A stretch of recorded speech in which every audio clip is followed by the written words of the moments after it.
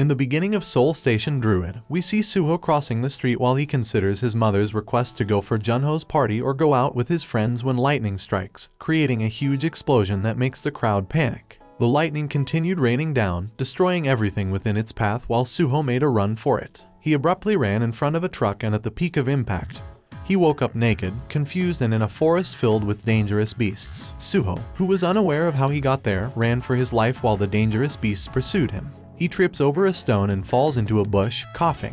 When he raises his head, he sees a fruit and wonders if it's safe to eat and eats it nevertheless, ignorant of the consequences. While he eats, he encounters a large snake that is about to strike him when a large frog appears and swallows it. Suho wondered what could have happened and how he got to the forest, and soon, time passed. A year went by since he'd been stuck there with no means of communication, idea where he was, and a family or friend to talk with. While he eats a banana at the top of a tree, he is attacked by a huge black ape. He brawls with the ape and successfully pushes him down the tree, but the ape now had his eyes set on a little wolf that had been Suho's unwanted companion for a while. Suho had no choice but to jump in and defend the wolf, but is pushed against a tree by the ape's brute force. It is revealed that Suho was in a therapy session, telling what seemed like tales to his therapist. He is asked why he defended the cub and he replied that he knew he'd have to defend his turf and had just been avoiding fights for a long time. The last thing Suho saw before he passed out was the ape being attacked by the Red Wolf Pack. Another year later, and Suho still recalled that the Red Wolf Pack didn't kill him that day. He was acknowledged after saving the heir of the Wolf King, and the pack accepted him as family. He ran into the wild with them, played with them and howled as well. 31 years passed and Suho never escaped the forest, nor did he see another human being.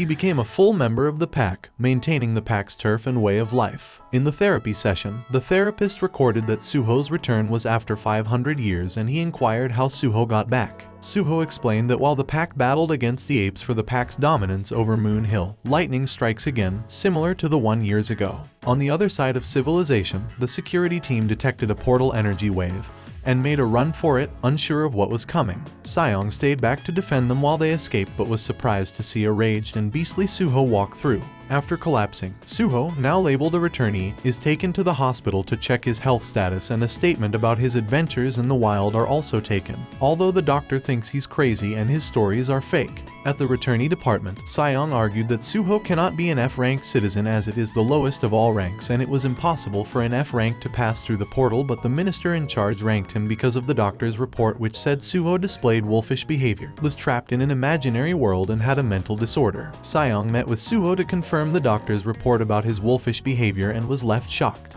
She revealed to him that he was stuck for 10 years, not 1,000, and also revealed that returnees pass through portals by killing monsters and stealing their dimensional energy or randomly coming across a return stone. When she revealed to him that he could go back to his family, Suho was excited. Although his parents died the day he disappeared, he looked forward to seeing his brother who was alive. He pleaded with the doctor to release him, but the doctor, despite being aware that Suho was unfit to be released into society, made a deal with Suho in order to have access to him. The doctor also revealed that his encounter with Suho was his second encounter with an irregular. While Suho was in the cab to meet his brother, he realized the world had changed, unlike 10 years ago, as there were now unprecedented attacks from monsters through portals, the formation of supernatural power fighting championship and hunting guilds. The cab driver gave Suho the backstory of everything that happened 10 years ago. How the portals to other worlds opened all over the world, releasing monsters that invaded the Earth, leading to the creation of hunters. How 10% of the Earth's population was lost to the portals and while fighting the monsters. How those who returned back to the Earth were labeled the returnees and turned to hunters working under different guilds. After the cab driver dropped him off at the address he was given, Suho approached the apartment but was shunned by the old woman living there, claiming to know not a Junho. Suho decided to apply to become a hunter after he found out his brother was in debt but was rejected because of his low rank. He then decided to go bounty hunting for a reward but is restricted by officers from entering hunting grounds without a hunting license. While the soldiers were distracted by a goblin who attacked their squad members, Suho sneaked into the hunting ground and was shocked at the state it was in. Suho's hunting state is activated, and with his wolf instincts, he detects a wolf in danger from goblin monsters. He single-handedly took them down but was continuously interrupted by a pop-up system error. He gives out his reward from the performance pop-up to the wolf's cub after she passed on her cub's care to Suho. The next morning, the guards and people are perplexed by the number of kills Suho gathered, and he also made over $4,000 from it. Meanwhile, Junho, a truck driver who had been working in the fields, got back home but was attacked by gangsters who he borrowed money from. The gang leader brutalizes Junho for being unable to complete the money when Suho walked into the scene. Suho was happy to reunite with Junho, who was shocked to see a presumably dead man and also recalled the last memories with his brother before the explosion 10 years ago, and how Suho always ignored him. Suho fights off the gangsters this time around, gives them their money, and tells them to get lost. Later, Junho introduced Suho to Grandma and his son, Juno, who was left behind by his mother. Juno played with the cub while the brothers catch up, and Suho convinces Junho to go into monster hunting with him.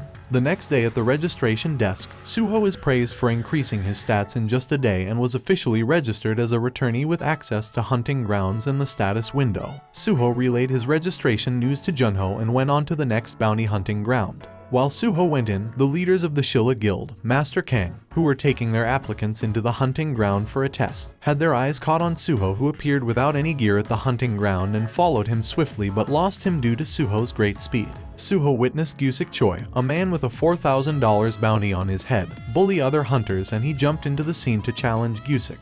Turns out Gusik had a special skill to render immobility to his opponents, and to everyone's surprise, Suho broke out of Gasik's hold twice and knocked him out. Suho and the hunters tied up Gasik and his men, who lied earlier about being followers of Gasik, claiming to be useless, while Suho had a minor chat with the hunters who tipped him off about how to level up quickly, and Rare, astonished that Suho, a rank F who took out a blue C. Master Kang, who was frustrated about the new rookies, was left perplexed at the state of Gasik's body and ran after Suho but was unable to make it in time as the door to Dungeon 24 is closed. Suho is given special gear made with dimensional energy that is unable to shatter while crossing a portal. Suho entered his beast mode and his companion wondered what type of man he was. He also lost count of how many kills Suho had gotten in such a short time. With Suho's increasing stats, he moves up to level 2 and affords new skills and abilities. He tracked the next monster with his ability when he found his companion at knife point, about to be stabbed by a huge goblin monster. Suho takes the monster down, gaining a massive point, and his companion is shocked at his strength once again.